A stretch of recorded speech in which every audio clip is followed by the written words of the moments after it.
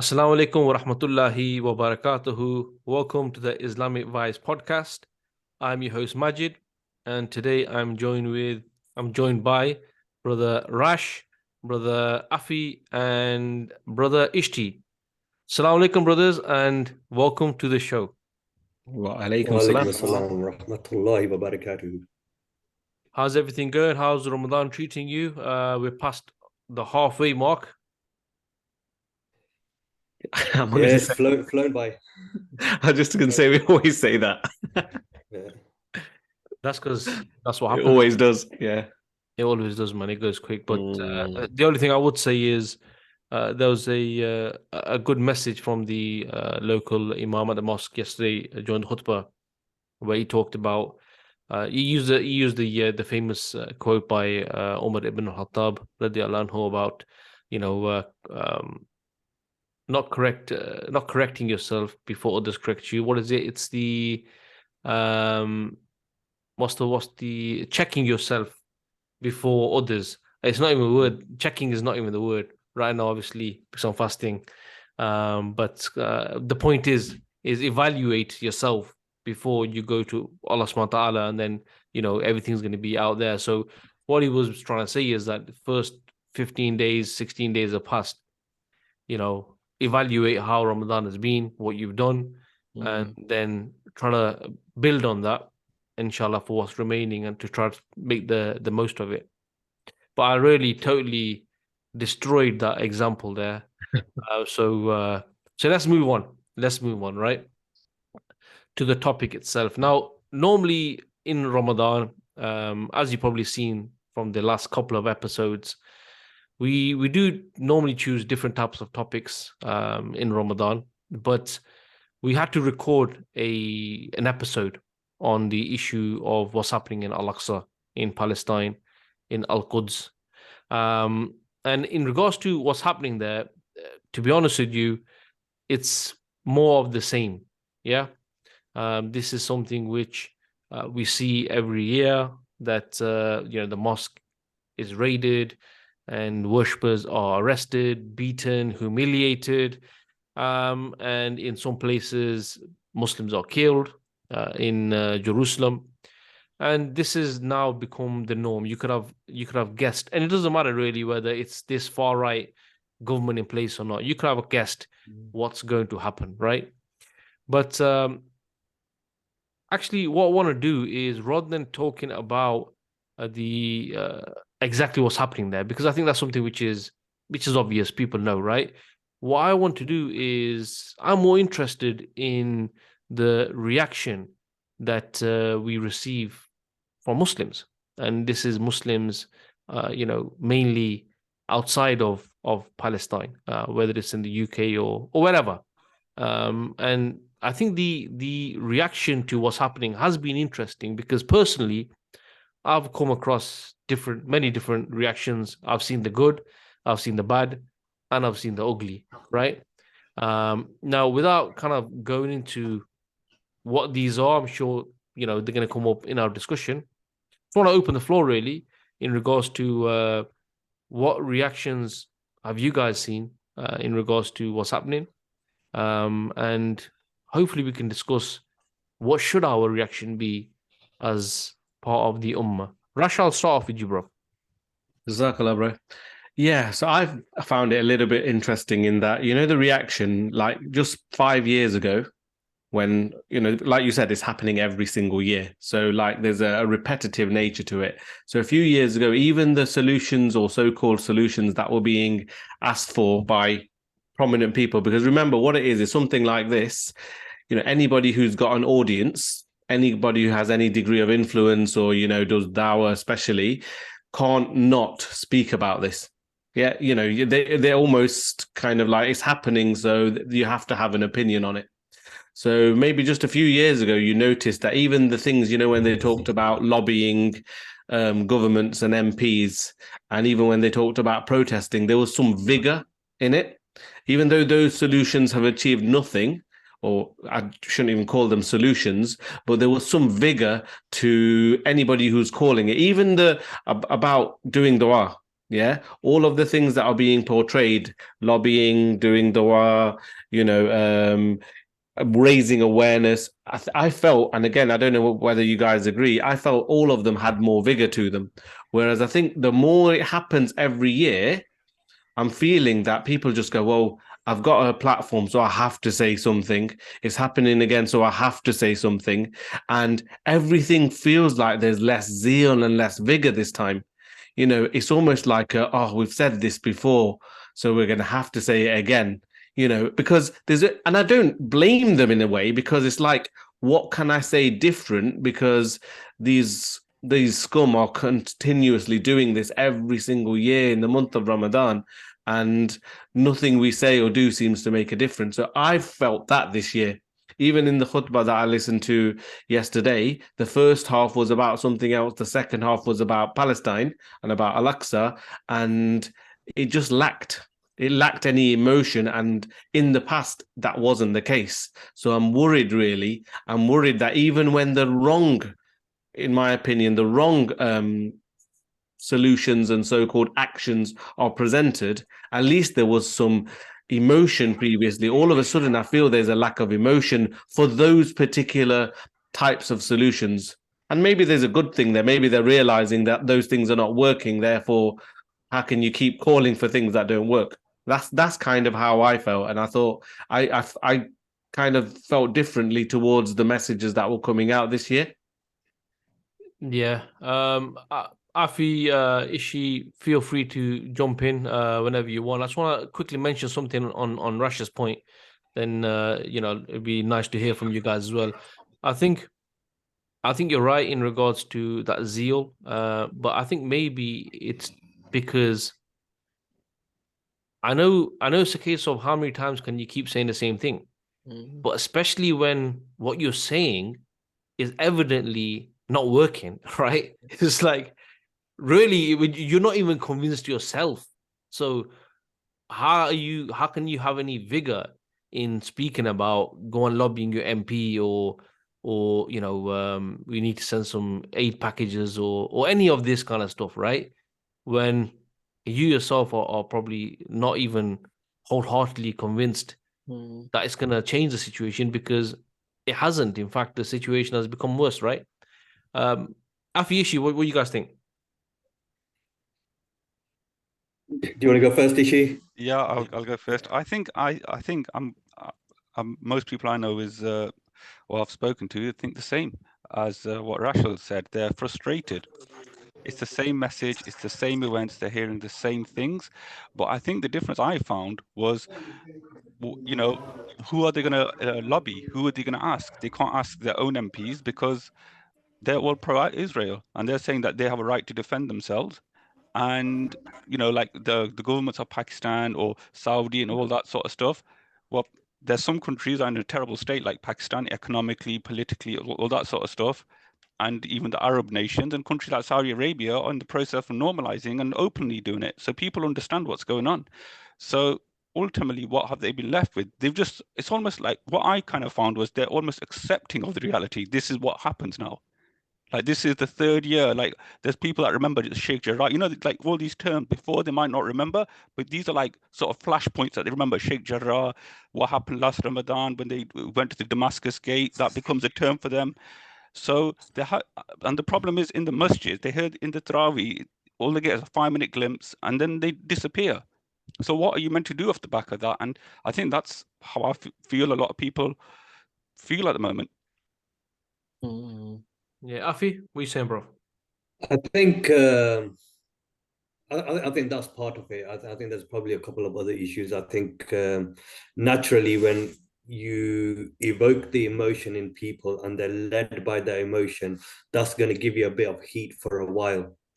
But eventually, if that emotion is not led with the correct way of thinking, then eventually that emotion is going to slowly start to die down. And I think that's what we're finding. I think we're finding that because the Ummah as a whole, I mean, we've grown up with these people, right? So we know what we've been given through the mosques, through the community leaders, through the scholars. We know what people are being fed. The solution is dua. The solution is to go and protest. The solution is to go and donate money, right? So when you've been doing this for decades because we, like I said, we've grown up, we've seen it. This has been going on for decades. So after decades where people are beginning to realize that actually it isn't working, one thing I would say to what Rash was saying, actually about 3 years ago, it was about 2 or 3 years ago, I started to see a different turn in people where they were actually talking about what are the armies doing? Where are the armies? The army should be going in. And that was that I was hoping that that would be a turning point. But eventually, they've let it die down again. And I think people are emotion, the attachment to Al-Aqsa is still there. I think what we're seeing now is that defeatist mentality kicking in, whereby they're saying, right, there is absolutely nothing we could do. All we could do is pray. Yeah.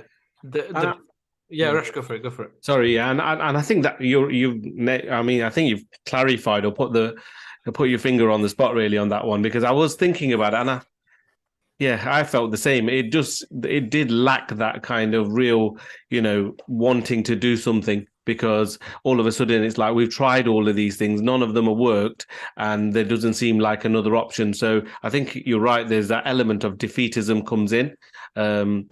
Or pessimism, whatever you want to call it, comes in. It's like, maybe this is not going to work. But I think that's where, like I say, even though they're struggling with that message, I think this is the... Oh, sorry, I keep hearing myself back. Okay, it's better now. Okay.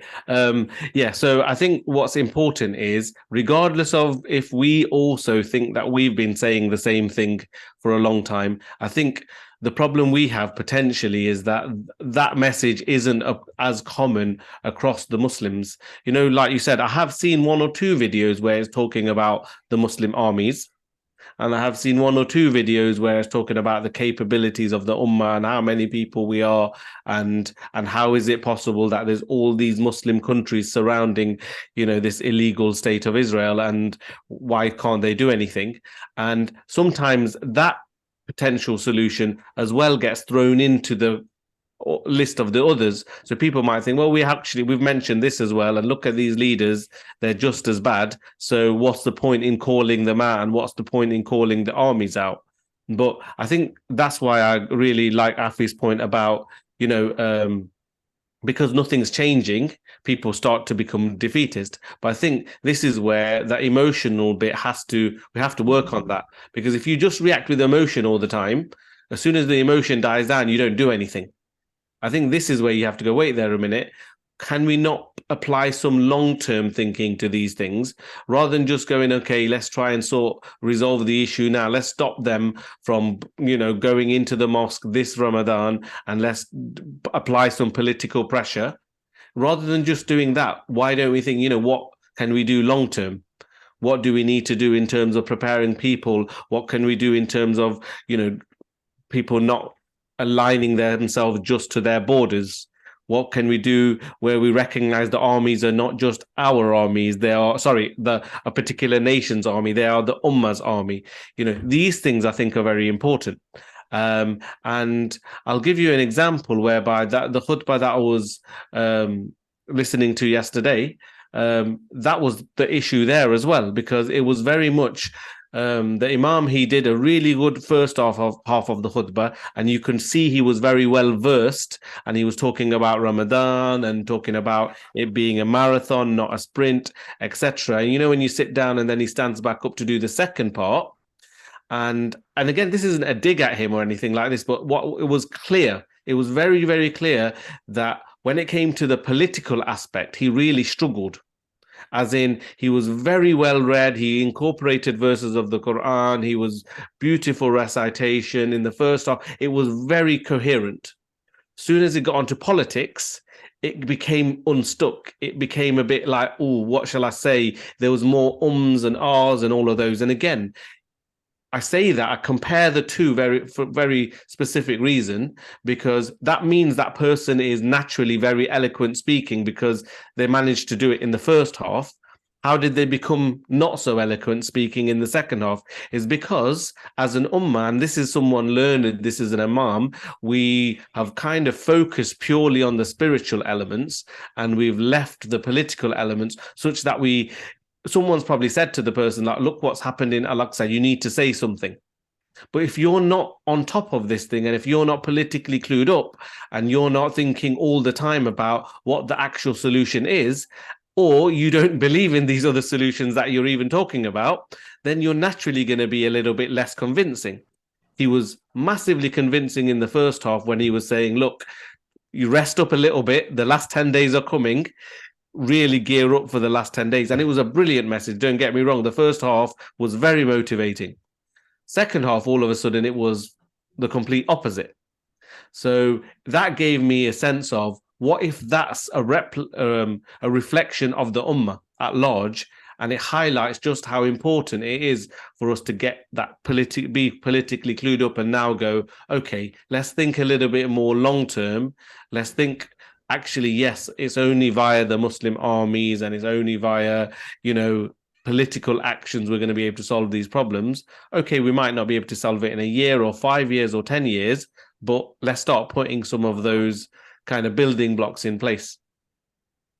Yeah, no, and the building blocks are really important here, because the way I see it is, it's a process, right? The whole thing is a process. Now, actually, I'm just reflecting on what you guys have all said, and I'm thinking, I think one of the problems also is the fact that we have,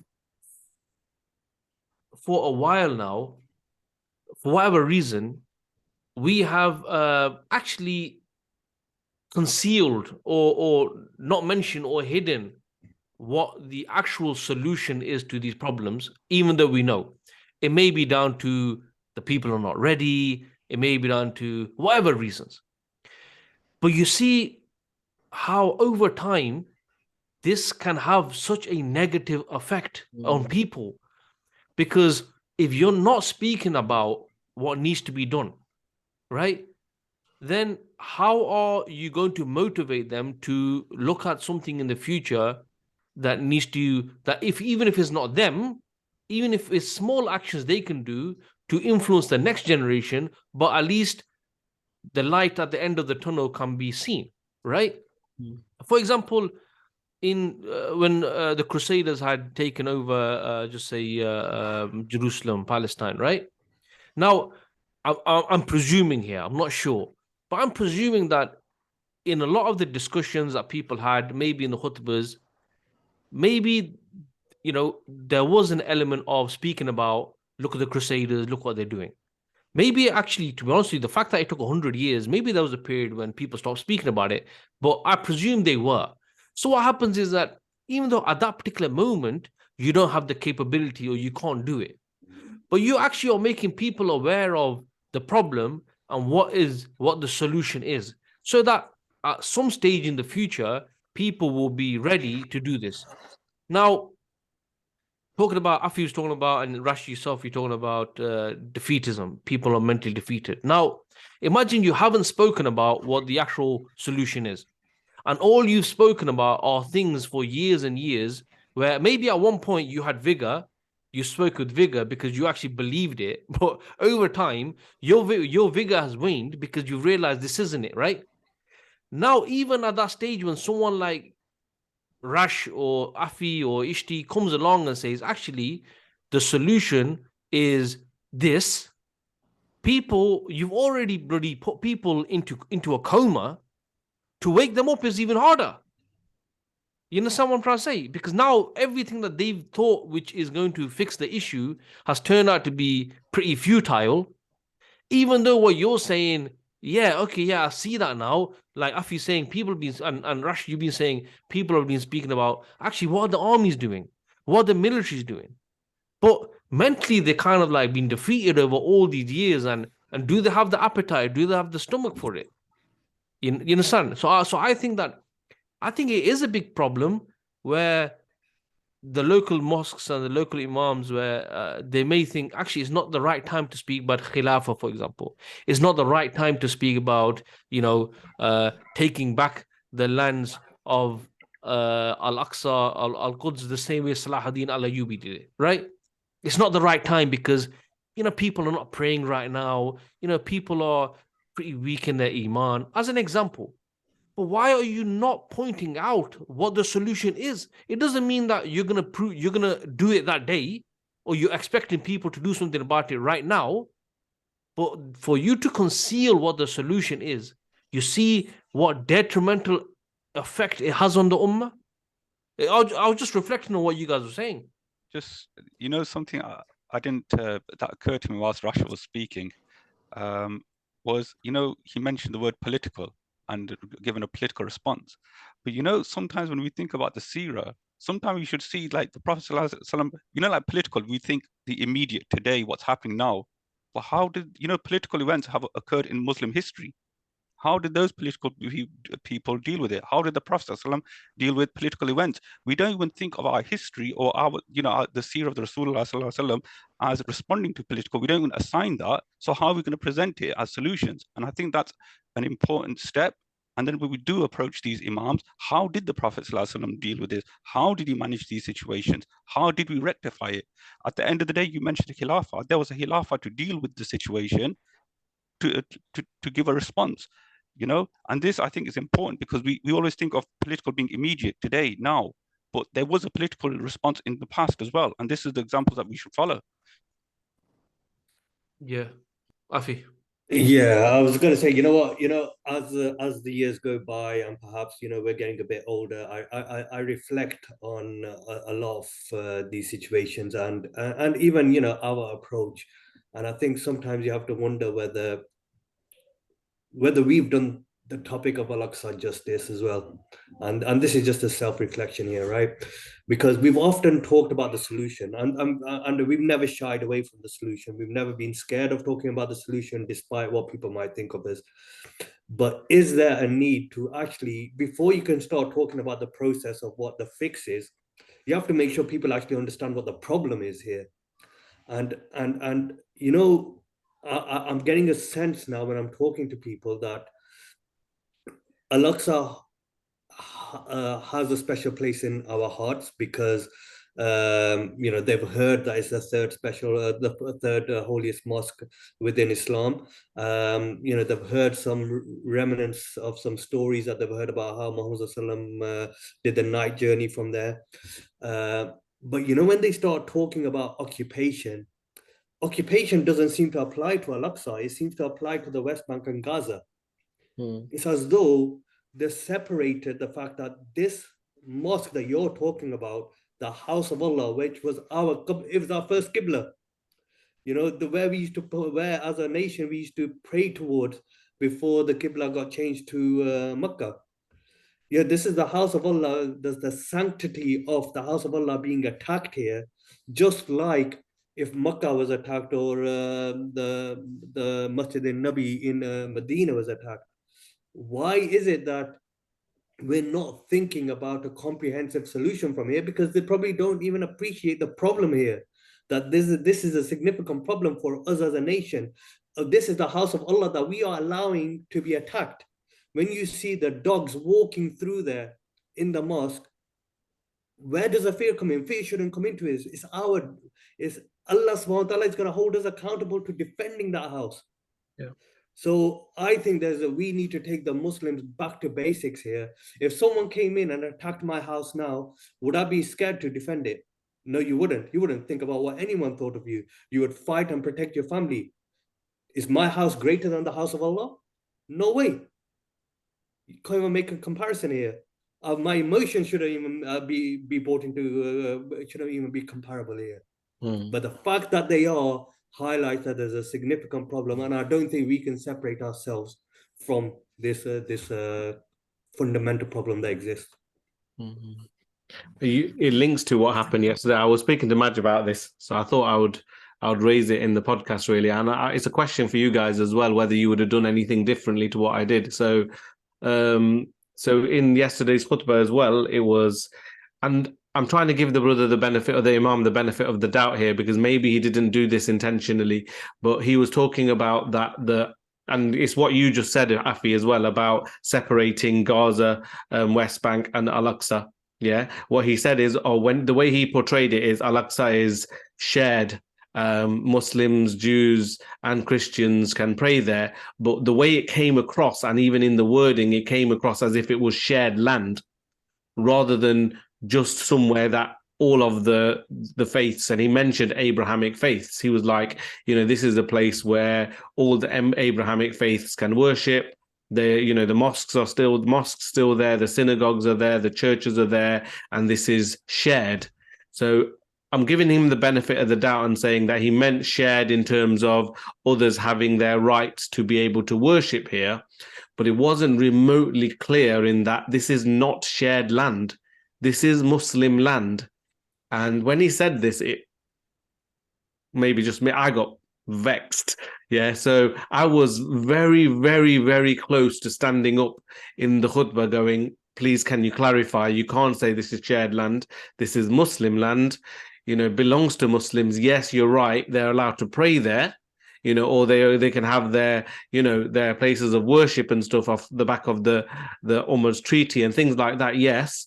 But actually what you're saying is by saying it in that way, and if there's hundreds of people in the khutbah, 300-400 people, brothers and sisters there, if they all go away thinking this is shared land, then that's wrong. And then all of a sudden that enforces things like two-state solution, internationalization of Al-Quds, and all of these things.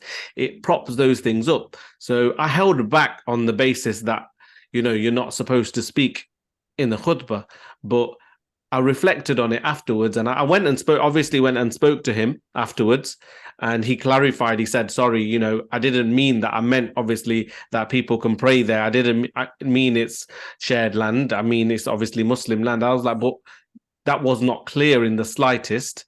And I advised that he should clarify next time. And he said he would. I equally went and spoke to other brothers who organized the place and told them, and they said, okay, yeah, we'll make sure to announce it in the next Jummah that, that was a mistake. So that's as far as I went, and I felt I had to do my duty and that was needed. But you think of the times of when Umar, said, how would you, to the congregation, if I go away from Allah's path, how will you react? And the people in the crowd going, with our sword, there would have been a time, I would have thought, that people would have stood up and said, that's completely wrong, you can't say that. Whereas sometimes I think we've become quite passive now. Someone on the minbar can say something blatantly wrong and we keep quiet. And again, maybe that's the right thing to do. Maybe you do go and advise them in private afterwards, but maybe that's part of the problem as well. I don't know. Would you guys have dealt with it any differently? I personally think what you did was correct. Because people make mistakes. What I would say is now the kind of acid test is to see next week. If now they don't make it clear what was meant, then I would say that probably caused more. There's more reason for you to get up and say, this is the situation, this is what I said, and I spoke to the person quietly, and I want to make it clear to everyone here that this is wrong, as an example.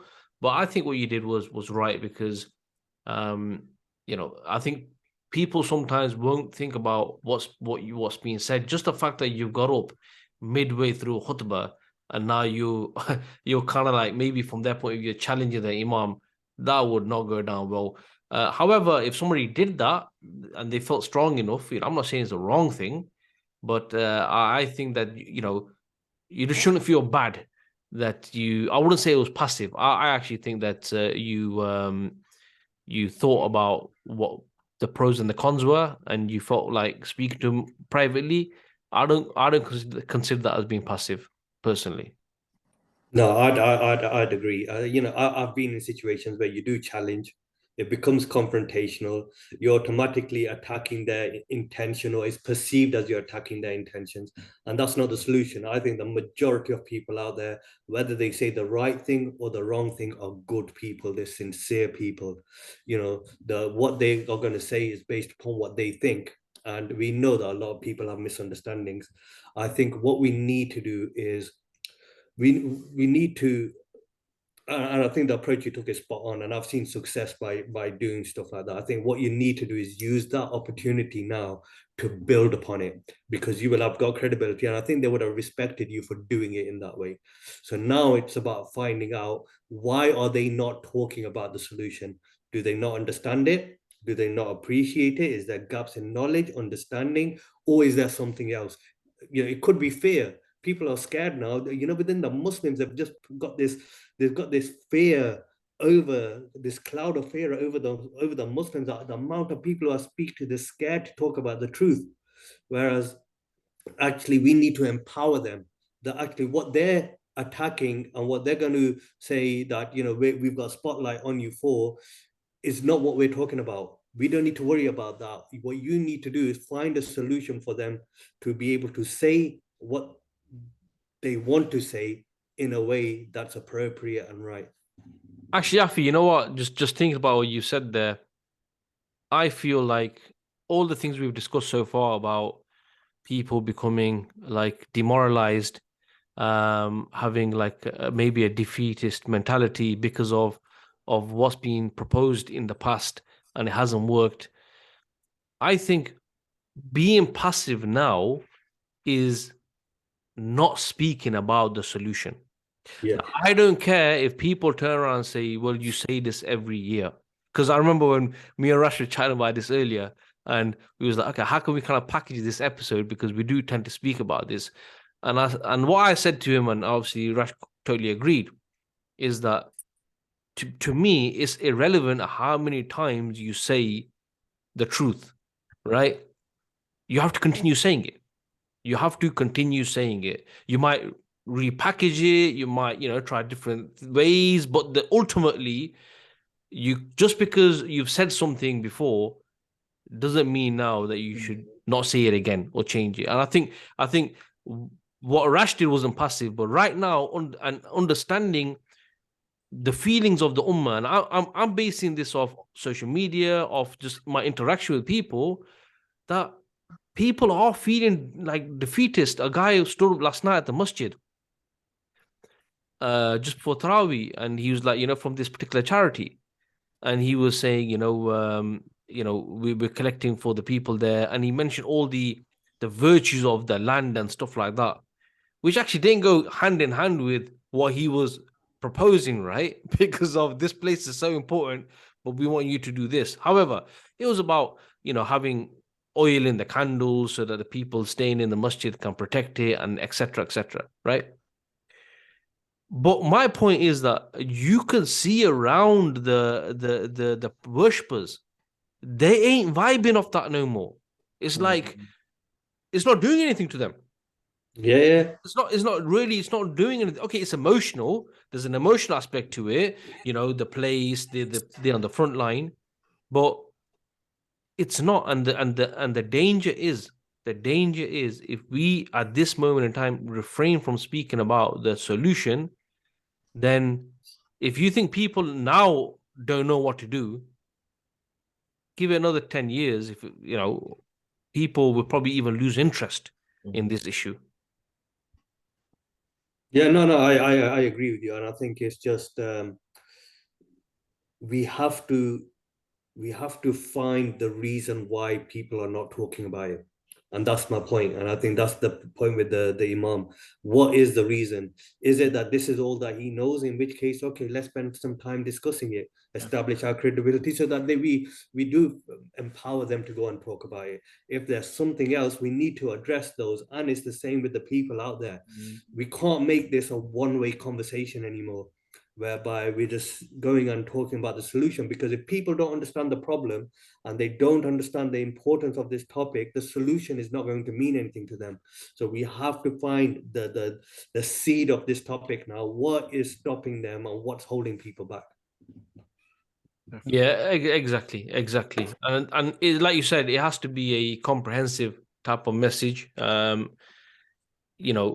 think that there is a raw emotion for that place, but I think that with all this normalization, this Abrahamic faiths and all these things that are being stirred up, certainly in that region, is kind of confusing people, even to the extent where what Rash was saying, like, somebody on the mimbar is talking about shared land, and what kind of message do you want people to take away? Because then actually, wait a minute, then if they want to go and worship there, I mean, that Ben Gavir said that. He goes, look, I ain't got a problem with Muslims going to worship there, but you can't stop Jews as well, right? It's actually the same message. Okay. But in regards to the solution itself, because we've mentioned, I mean, if we were to watch this back, the amount of times we've spoken about solution, and we could do a number count on it, and I'm sure we've said it many times. But the way I see it is, look, the solution, if people really want to try to understand the situation, is think of it anywhere else. Just think of it, forget Al-Aqsa, all the virtues of the land for now. The Islamic rule is that if your land is conquered, then you work to liberate it. Okay? That's standard. And to be honest with you, forget even from a Sharia point of view, it's kind of universal. So at the same time, when you look at the solution, you have to understand the problem. And the problem, like what Affy is saying, is more than just Al-Aqsa being this virtuous place. Is the fact that how has this entity been able to survive so long in a region where it's surrounded by Muslim nations, right? There's a political game behind it. Do we understand what happened in 1947? Do we understand the Balfour Declaration? Do we understand what the West intended when they had this base set up in that region? You have to understand all of these, because to think about the solution, you have to now factor why are they there, and then also understand that yes, it's a physical problem, it requires a physical solution. However, even then, it takes us it takes you to another question, which is, how are you physically going to remove it? What does it mean to remove it? Does it mean to remove the people from there? Does it mean to remove the state, the government? You understand? You have to understand these things. But what I'm going to mention about the solution for that land is the same as it has been for 1400 years.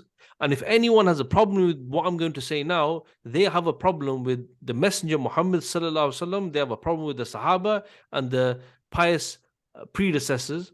Is that the solution for that land is jihad fi sabilillah. That is 100%. It. 100%. Jihad fi sabilillah. The same thing Salahuddin al-Ayyubi did, the same thing Nuruddin Zengi did, and many people before and many people later. If Muslims have a problem with this, then they need to look at themselves in the mirror, because they have a problem with something which is such a core concept in Islam. If Muslims have a problem with Khilafah, then they have a problem with what the Sahaba did. They have a problem with what the Messenger Sallallahu did. They have to understand this. And how can they have a problem with the concept of unity, the concept of the Muslims being united under single leadership, where all our resources are combined? How can I have the problem with this concept yet still want a solution for Palestine? It doesn't make sense. It doesn't make sense. So we do, and this is what Affy is saying, I guess, that it is more than just it's a virtuous land and we need to do something about it.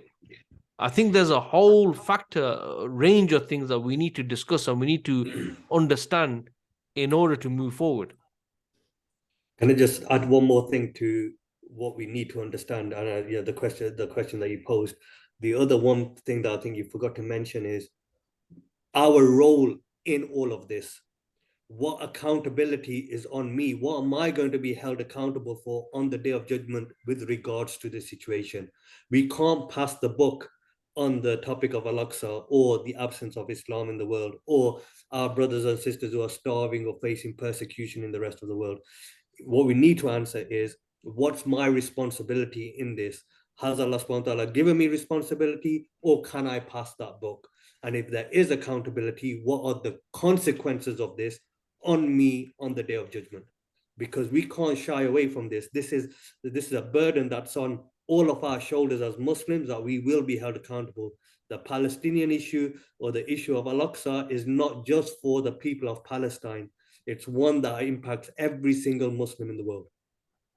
I think it's like many other things, bro. Muslims do feel it. You know, when you have Muslims who will go into a supermarket and you know, make sure they don't buy Israeli dates, right? You know, there is that element of they want to do something. I just think it's like many other problems that we see in the Ummah today is where every other possible solution outcome is discussed other than the actual one. And that's why it's not like people don't care, it's people do care.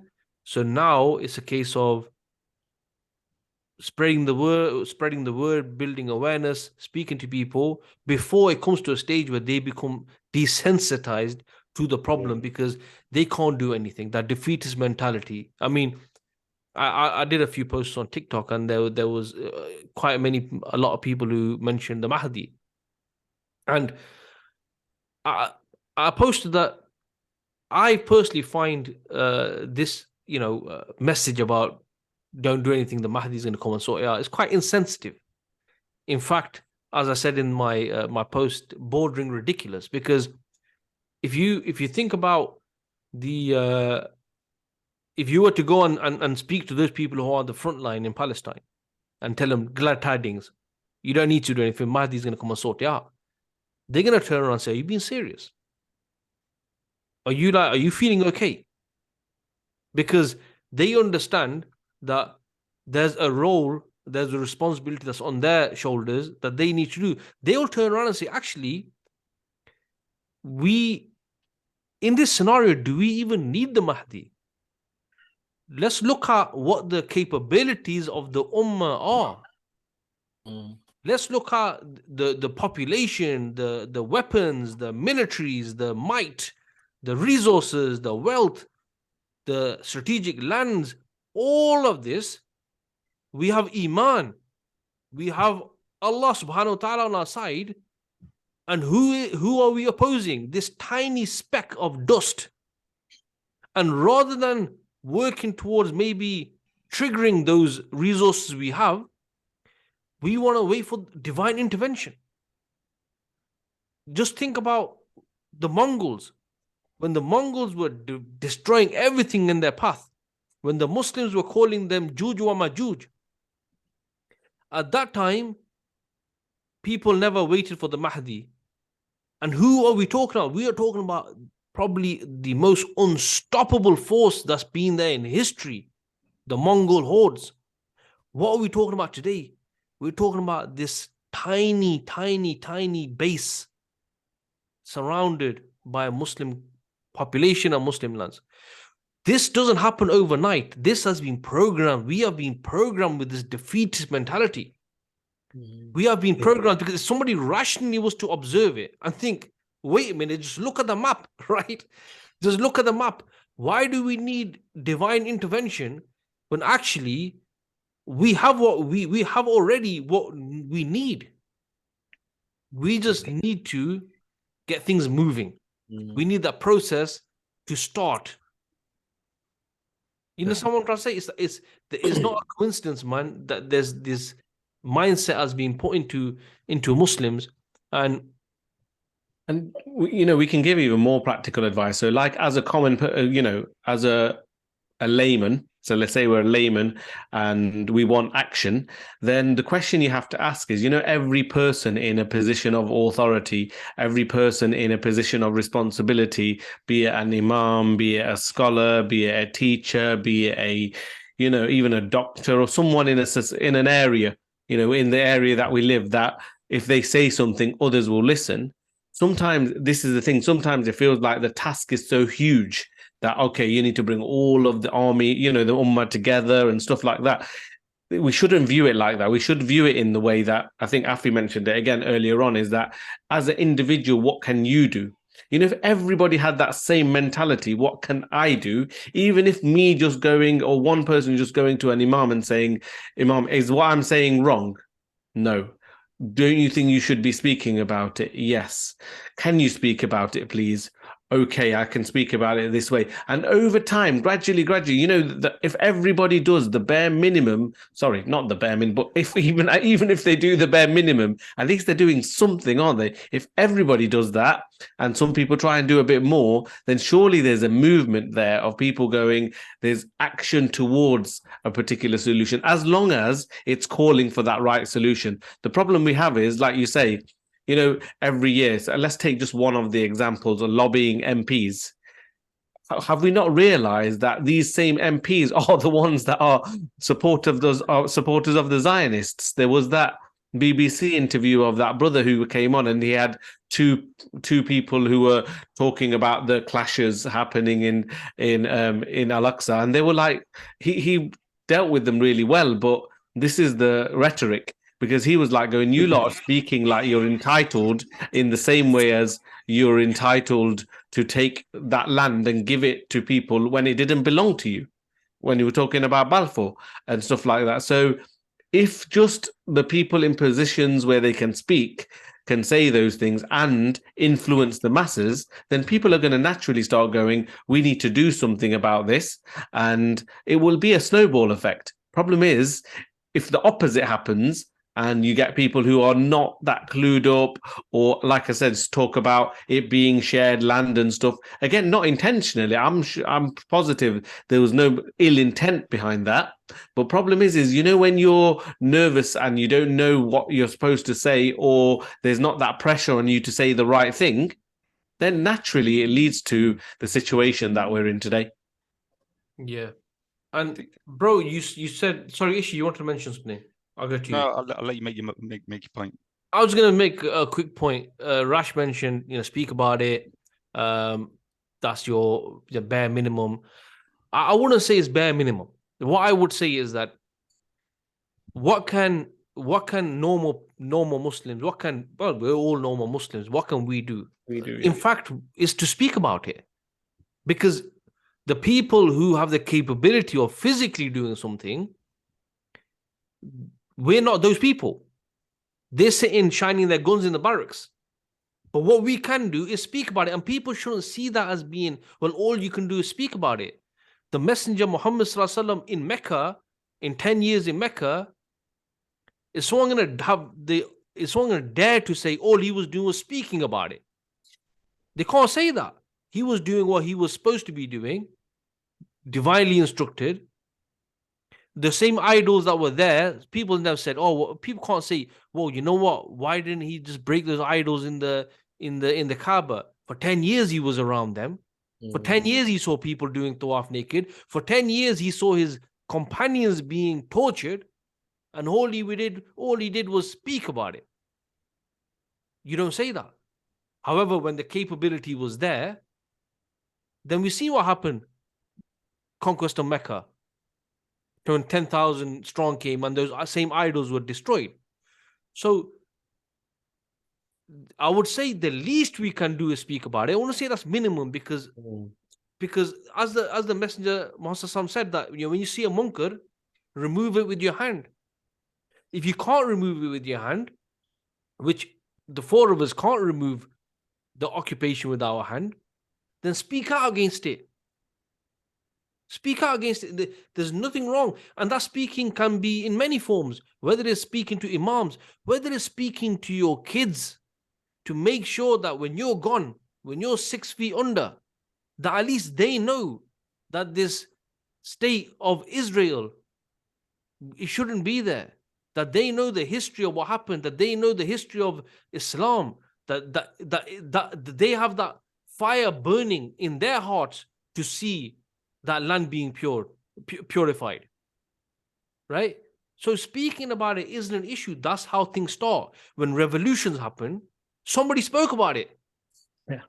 Somebody spoke about it, and over time, eventually, it became like a tsunami, and things happen. But people speak about it. If we don't even speak about it, and maybe those people who are in lands where you can't speak about it, then let's go back to the hadith. They can hate it in their heart, and that's the least of Iman. But can we say that we can't speak about it? Of course we can speak about it. Most of the people listening to this podcast can speak about it. But speaking about it involves prerequisites. We need to know about it. We need to upskill ourselves to understand it, to take some actually interest in understanding it, more than just the emotional rhetoric of this is where the Isra Miraj happened. Going back to Affy's point. Sorry, Ishti, that was a bit longer than I expected, man, but over to you, bro. I think I was going to make a point on having the prerequisites. I think a lot of people, they may not have the prerequisites. I mean, I've spoken to a couple of people who didn't really understand the issue of Al-Aqsa, and the reason for that is, believe it or not, or I only hear about it in Ramadan. And I was a bit shocked by that, to be honest, with that sort of response. But it wasn't I never heard it once. I heard it quite a few times, especially amongst the youngsters. And I think what we're actually talking about isn't the issue of halal, it's the issue of Islam. This is what Islam is, and this is the solution of Islam. Everything else is like an addition, like boycotting, all this kind of stuff. There is actually only one solution to bring about Islam, which in the political sphere would be the Khilafah, right? But I think the first thing is to take the personal responsibility to go out there and learn what the solutions are. How did the Prophet ﷺ bring about this change? How did his companions follow and continue that change? And I think we need to talk. And I think putting that pressure on our Imam is gonna bring about a change, because then he can't just talk willy-nilly, can't just say things accidentally. I'm not saying they're misintended, but they might not come from that viewpoint, and they may have to go study themselves, because if they're not talking about these in the university and they're not trained to do so, and the people aren't asking them the questions, then what is going to give them the impetus to seek that knowledge? We assume they're all knowing, not fonts of knowledge, but they might not be. And sometimes you ask some of these Imams questions, how does the Quran bring about this change? How did the Quran actually bring about the change in Mecca? And they're like, nobody asks us this question.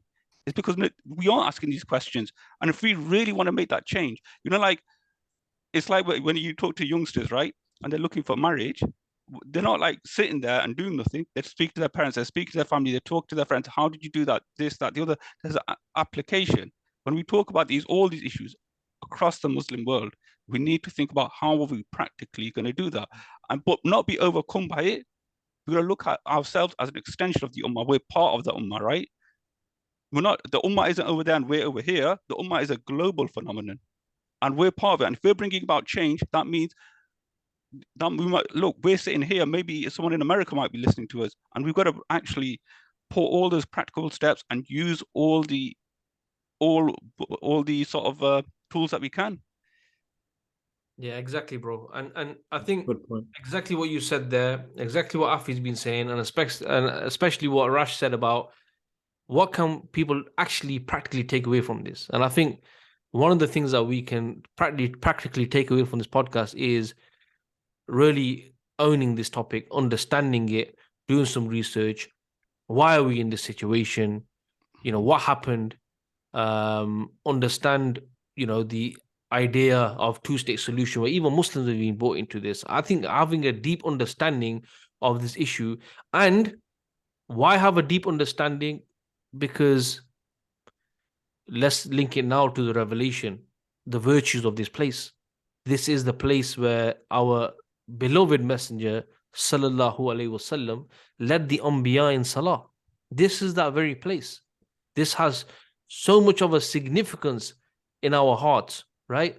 So if we actually want to do service, if we want to do justice to this place, then we have to look beyond the emotional rhetoric. I think we need to have a proper understanding of what's going on, and this involves the political aspect. This involves politically what's happening, right? It involves understanding I would even argue, you guys may agree, disagree, but understanding the dimension of the relationship between the United States and the illegal state of Israel. Having that understanding. And I think when we have that thorough understanding, then it's not a case of Rash saying or Affy saying or Ishti saying what the solution is. I think people combining having in-depth understanding of the issue with the revelation, with our Islamic history, there is only one conclusion. There is only one solution, which is there, staring in our face. But you know what? we're being directed here, directed there, directed up, directed down, rather than looking straight ahead where the solution is there.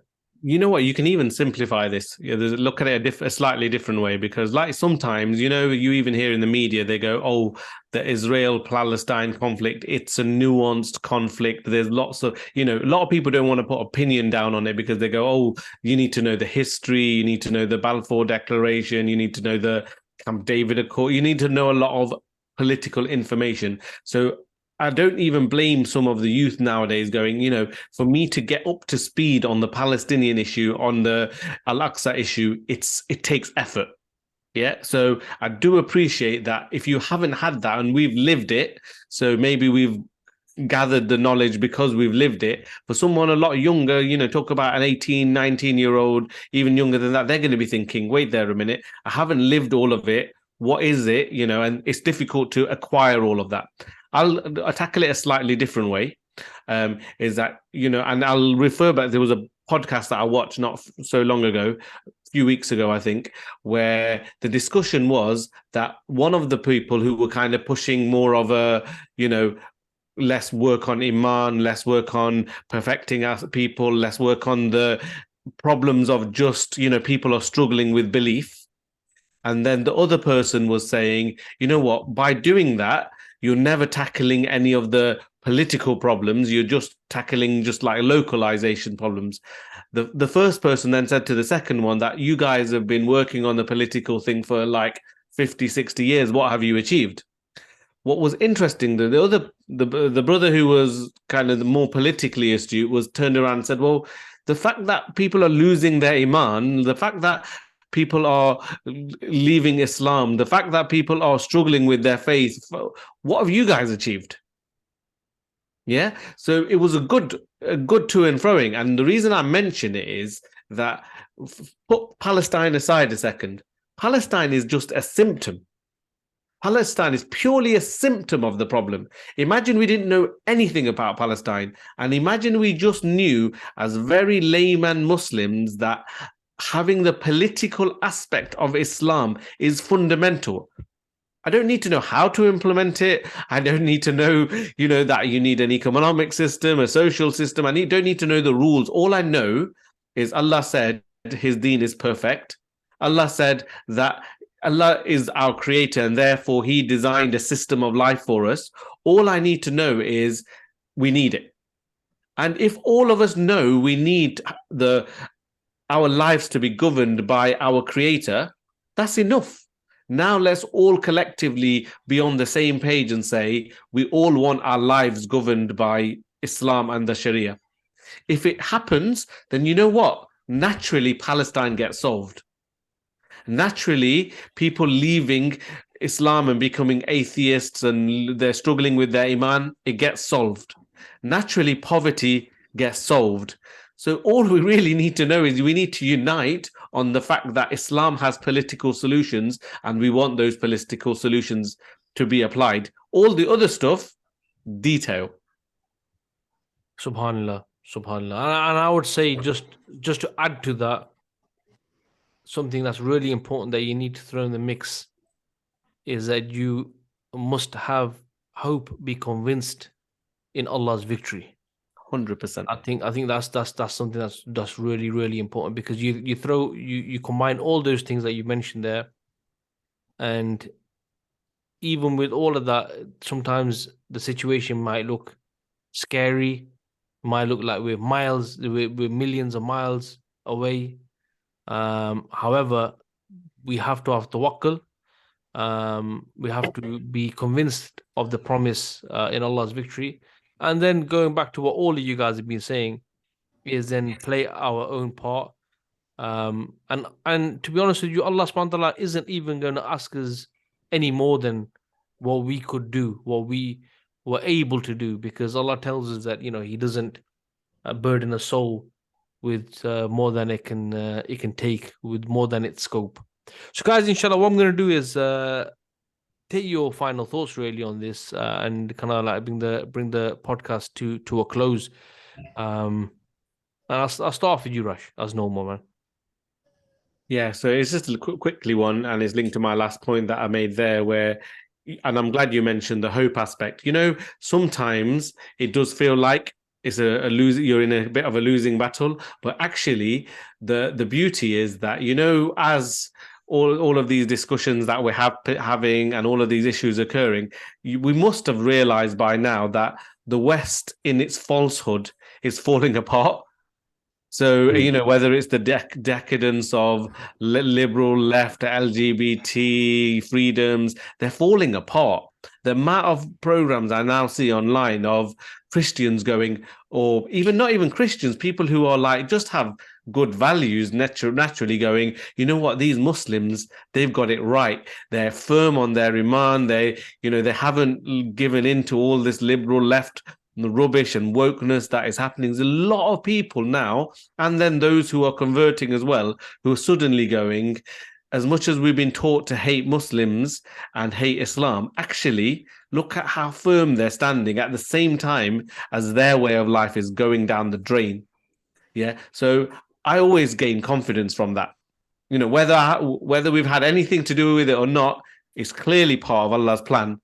And I think that's beautiful, because them in their falsehood of falling apart themselves, and us in our equally, in even if we're not doing too much, we have the truth. Alhamdulillah, we have the truth, and we can keep speaking about it. And naturally, in that respect, things are getting better. Okay, Palestine isn't getting better, but like I said, it's a symptom. And I think if we keep that hope and that victory is from Allah, and that they in their falsehood, they'll just destroy themselves, and you can see it. And that gives me hope. And inshallah, that will then lead to the liberation of Palestine, because it's promised. Inshallah. Inshallah.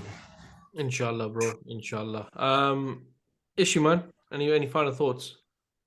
Mine's a sort of extension of Ramadan. I was thinking the purpose of Ramadan, and you know, I was thinking, you know, by using Ramadan as a benchmark, because I'm already thinking next year this is going to happen again in Al-Aqsa, but use that as a benchmark. What can I do from today to the next Ramadan to bring about change? Whether that's a personal change, we spoke about a lack of knowledge, the people we've spoken. We can all look at and reflect our own life, and we can use it as a benchmark to discipline and think about everyone's in the masjid, everyone's praying Tarawih, everyone's on a spiritual high. So we've got the best opportunity. And if we're going to make a change for next year, then we can start now. And I think we could use this to discipline and bring about that change. And this is what we mean, making that practical, tangible change. And the best thing about that is you can see it, and it's through your labor that you can present on the day of judgment. So I think that's a message for myself, and that's how I see it. And inshallah, others can as well. Yeah, an awesome point, bro. Awesome point. MashaAllah ta'ala. Affy. Yeah, I was just reflecting on one of your recent videos, you know, the one where you talked about Salahuddin Ayyubi and the process. And, you know, I think people need to learn a lot of lessons from that example. So I urge everyone who's listening to this to go and watch that, right? Because there was nothing extraordinary about Salahuddin Ayyubi. He was just a human being. He wasn't blessed with miracles. He wasn't blessed with superpowers. He was just another man, right? Just like we are. So all the tools that were available to Salahuddin Ayyubi are available to this ummah today, right? But what he had was, he had this realization of what the problem was, and he knew what the solution was. And then he worked on ensuring that we could implement that solution. So when we look at the liberation of Al-Aqsa and Al-Quds under Salahuddin Ayyubi, it wasn't just by one man.